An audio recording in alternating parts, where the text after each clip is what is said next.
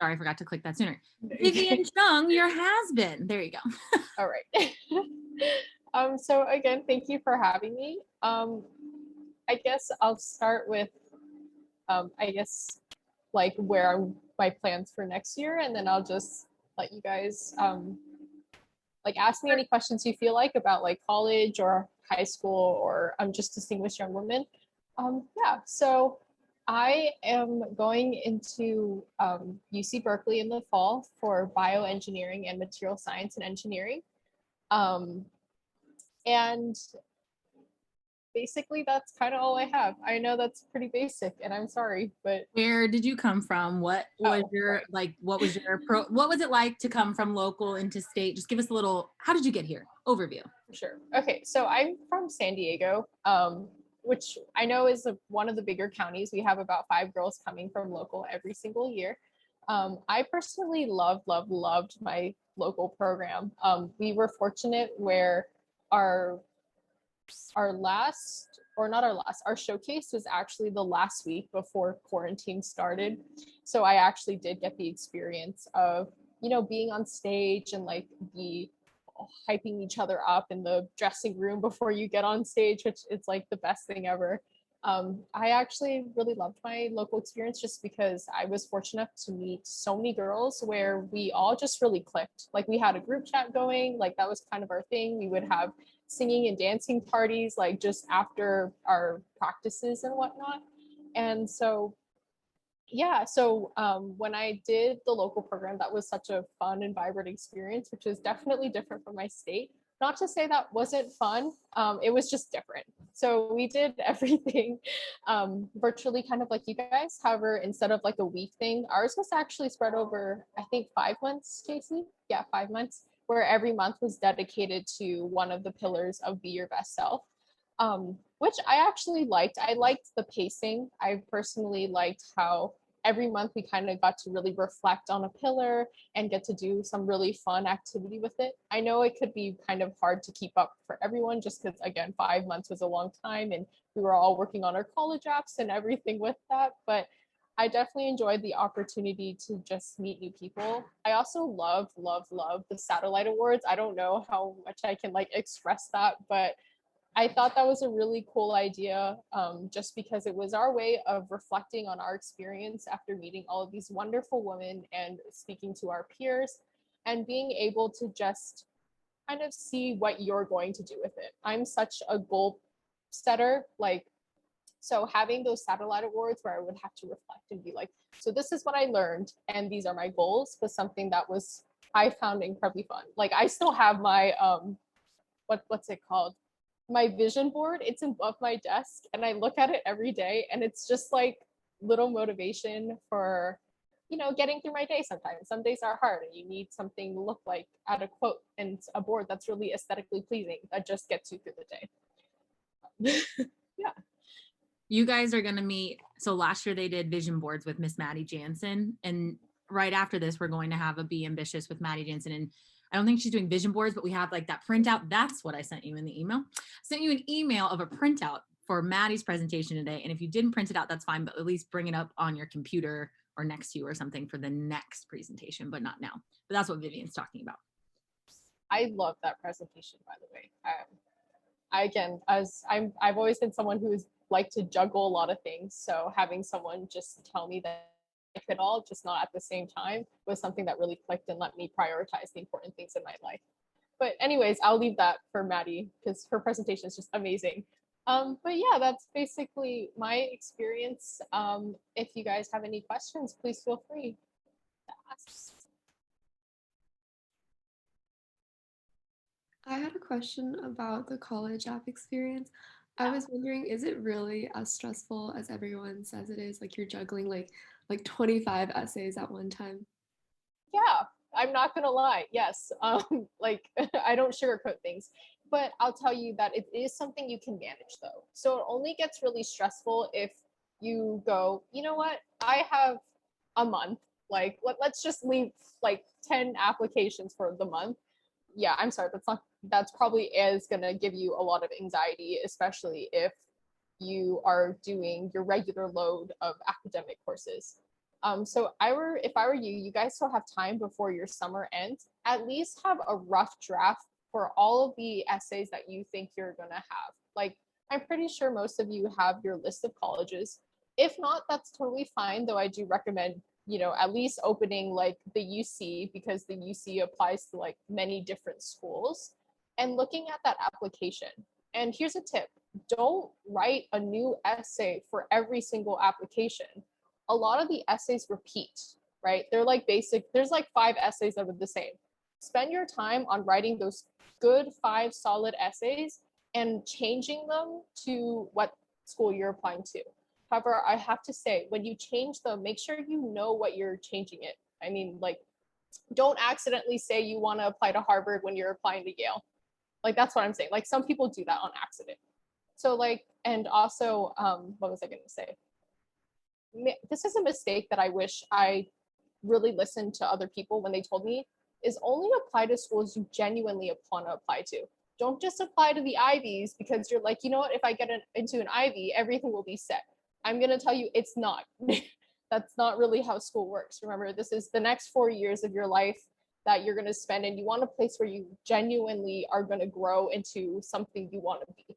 So do your research, get into a school or apply to schools where you feel like you are going to learn and be your best self. And so that's just my tip to you, because I would apply to schools where I was like, I wouldn't even want to go there if I got in. And then my essay was like awful. And that's just a waste of time and $75. So don't do it. I hate to put you on the spot, but I really like the way you explain things. So I just want to ask a question. Do you have any advice for perhaps maybe you apply to your dream college and you don't get into your dream college and you're going somewhere else, dealing with that, the feelings surrounding that kind of thing? Yes. So I think, okay, so my dream college was Stanford. And as you can probably tell, I didn't get in. But in a weird way, that was also such a blessing. Because when you have a dream school, I feel like sometimes, or at least the reason why Stanford was my dream school is because of the name, the brand name. I'm not going to lie, Stanford would offer you so many different opportunities. But for me, it was mostly the fact that it was in the Bay Area, which is where I always wanted to go to school. It was because of the name. I just knew it was a good school. And like ever since I was 7, again, goal setter, I was like, I'm going to get into Stanford. So that was like a 10-year long dream for me. But when I got rejected, I actually had this epiphany, because I actually didn't cry. Like, I got rejected and I was like, well, that sucks, but I guess that's fine. And then that kind of let me know and reevaluate what I really wanted out of the school. And for me, it became not necessarily about the brand name, but again, how it was going to grow. So I started to change how I looked at schools. And luckily, I applied to Stanford Early Action. So I had a little time before I submitted all of my other essays. And I started to write more about how I wanted a school with a strong females in STEM network, how I wanted a school where if I had the opportunity to, I could go into public policy and have intersectional like research opportunities. And that's what I wanted out of the school more. And I guess basically what I'm trying to say is, sorry, that was a real tangent. Anyways, back to what I was going to say. Getting into Stanford was kind of like the universe in a way telling me like, that's not it for you. And I think that's kind of the attitude you have to go with. It's just that your college experience is going to be what you make out of it. So even if you don't get into your dream school, that's totally fine. You can go to any other school and get a great education and still do amazingly well. In fact, I actually came to this realization in the beginning where I was getting rejected from my safety schools. But I had to sit down with myself and say, okay, let's say I don't get into any school. Does that change me and my worth or value as a person? No, because I know to value myself on my work ethic. The fact that I'm really good at making opportunities out of nothing. And even if I went to community college, which is not a bad choice, by the way, it's incredibly a great choice, actually, just financially. And if you are someone who doesn't know exactly what you are going to do, community college is a great way to find what you want to do. But I actually, even after I got into my schools, I actually considered going to a community college just to see what I could do. I mean, it just so happened that, going into engineering, because I was pretty sure that was what I was going to do at UC Berkeley, is probably the way to go. But that was just for me. But basically, what I'm trying to say, long story short, is your opportunities and what you get is going to be up to you. Just because you don't get into that dream school doesn't mean it's the end of the world by any means, because you are in charge of your own destiny, as cringy and cliche as that sounds. So I'm sorry, but it's so true. I'm such a huge believer in that. Awesome. Thank you. That is exactly what I was going for there. And yeah, if you go to community college, that's great. I went to community college for 4 years for some reason because remember yesterday when Skylar was like, I'm going to stop dancing. I don't know what to do. I did that. And then one whole semester, I took only dance classes. And my mom sat me down and was like, what are you doing? And then I went on to college. But sometimes it just takes us longer to figure it out. Awesome. Let's open it back up to your guys' questions.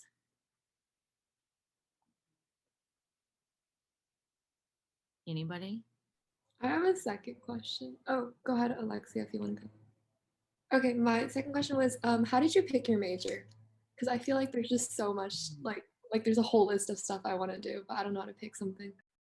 Yeah, for sure. So I'm not going to lie. When I applied to college, I just applied to engineering because I knew that getting into engineering would be hard at first, but if I switched out, everything else would be easier.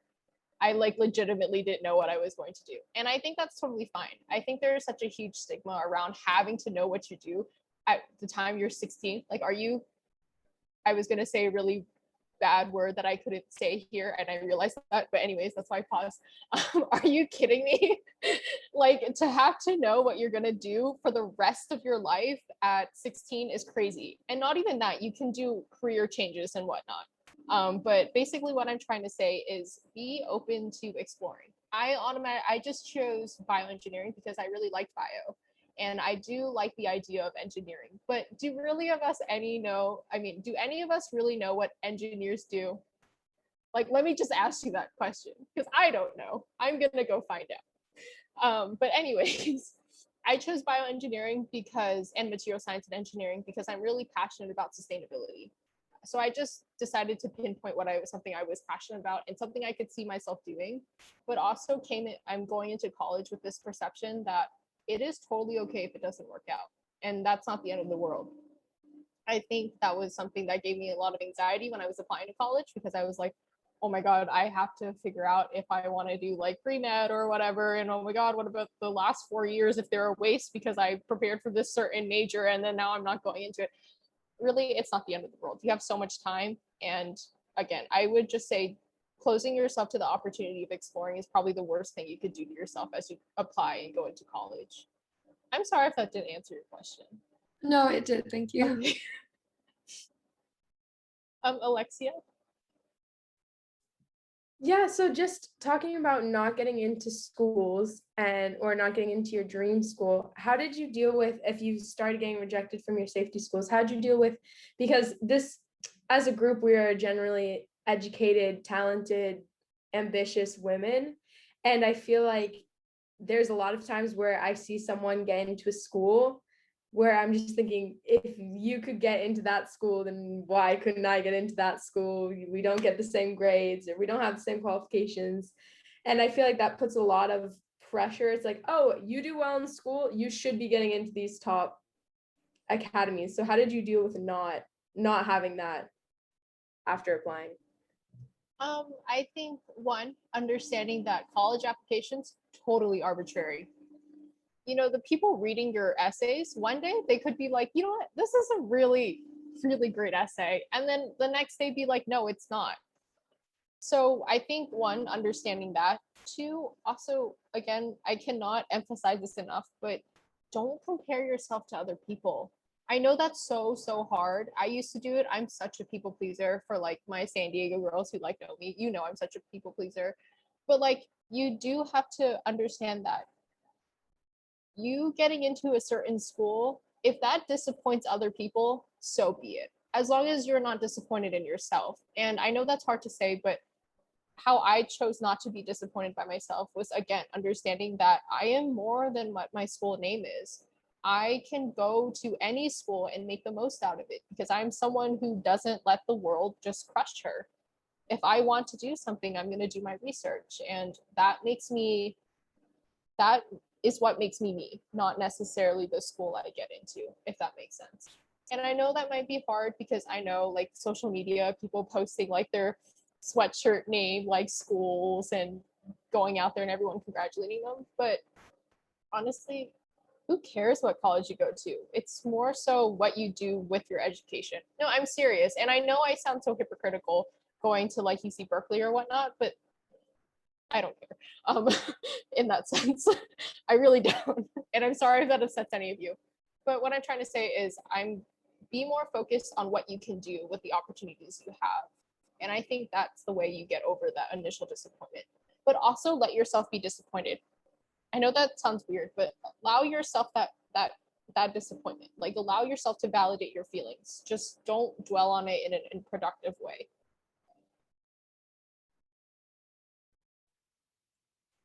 And to just as someone who like went to community college for 4 years and I went to Cal State Long Beach for 3, I majored in recreation and leisure.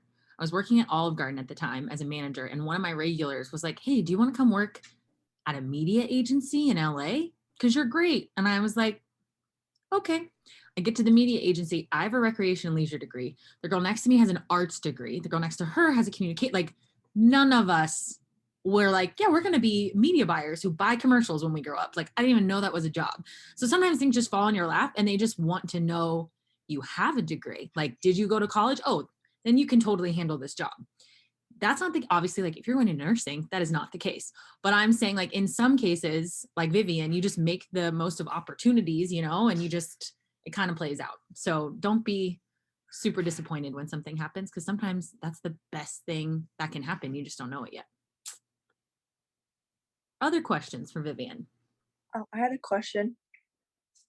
So I was wondering what your talent was and how did you like prepare for it? Like I know that last year your showcase was online, I believe for states.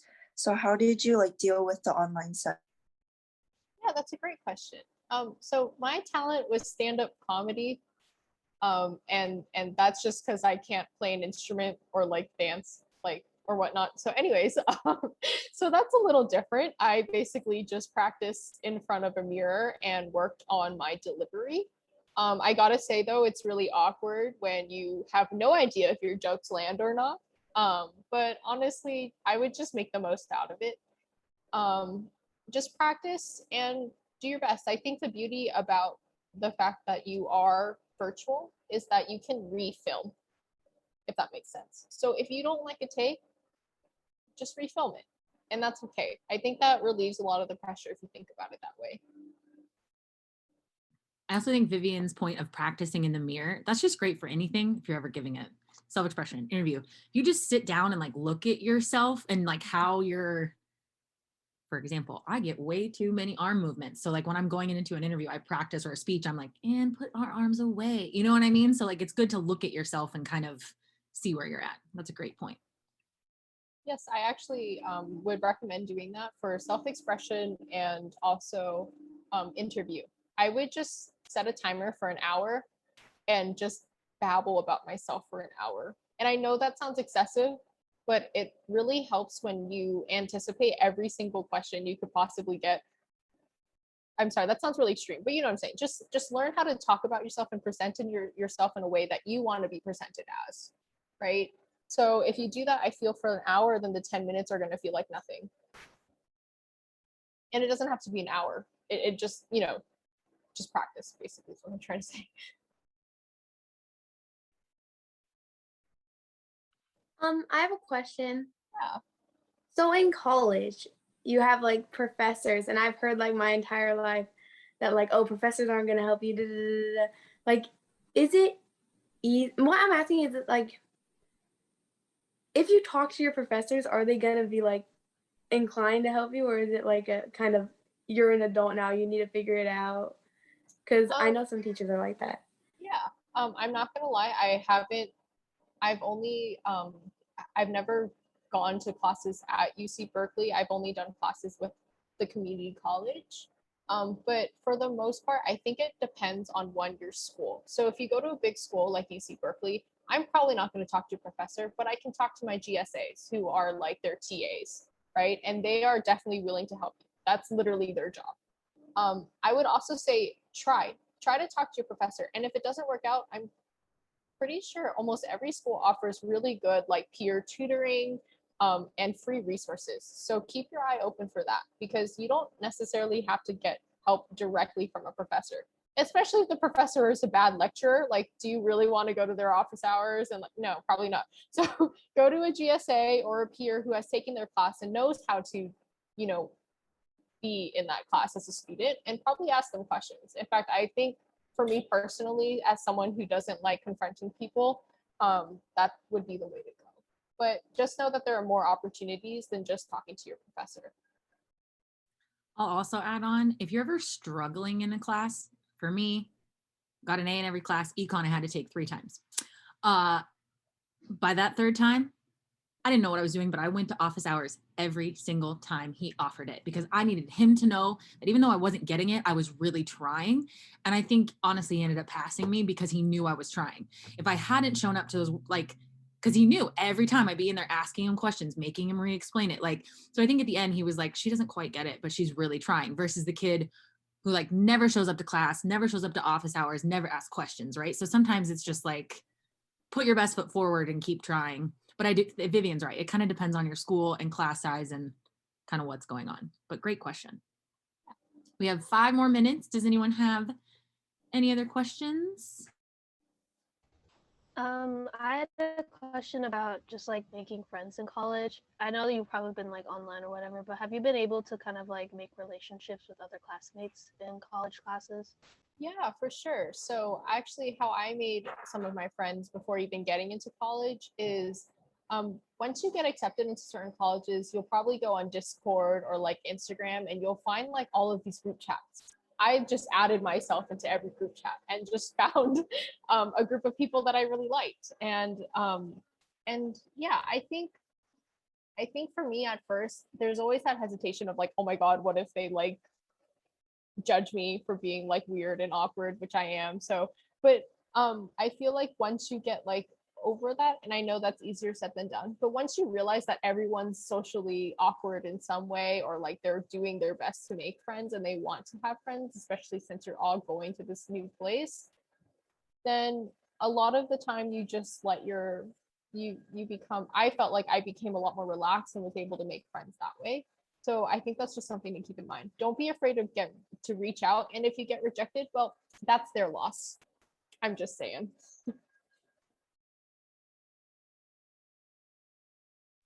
I have another question.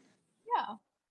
In my head, like college has a lot of downtime, like in between classes, or like you have classes and they're downtime like all the time. And my question is, what do you do in that time? Like, what do you do when you're not in class? Are you just like studying? Are you hanging out with friends? Do you have like time to go somewhere? Again, I'm not gonna lie, I have no idea. I haven't started my first semester at college just yet. So that will be a great question for Stephanie. I believe you guys are meeting her on Thursday, and I'm pretty sure she'd love to answer that for you. But unfortunately, I have no answer. I'm taking community college classes, but I go to work right after. So I don't have much downtime. I just had. Yep. I was just gonna say any other questions. So go. Also, hi, Vivian. Hi.